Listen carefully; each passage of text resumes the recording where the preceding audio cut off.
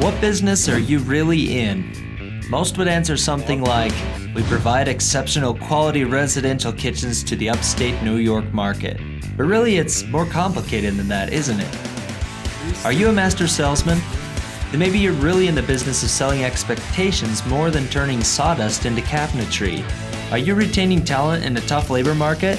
Maybe you're in the HR business more than hanging boxes on a wall. How does Disney World get away with selling my family an $85 lunch consisting of less than quality food? Because there are Stormtroopers walking around and the Incredibles are having a dance party. The price of lunch is somehow not even up for dispute, and we all know it's not even a real Stormtrooper. It works all day, every day. The money just keeps coming in. Disney can teach our industry the importance of being in more than the business than you think you're in. Once you find the business you're really in, exaggerate that part and minimize the rest, and your profits will start to surprise you.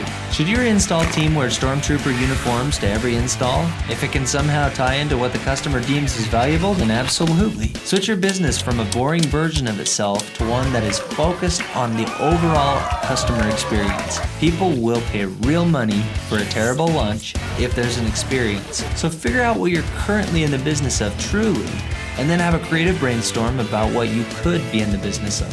Ask yourself the question, if I were my customer, what things would I want my company to do for me, no matter how crazy or seemingly unrelated?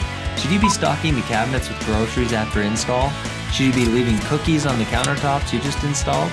Do you send the homeowner to get a massage while you install? Does your showroom need a slushing machine? Get creative and make that leap. Your customers will talk, and there's nothing more valuable today than attention. Disney creativity leads to Disney profits.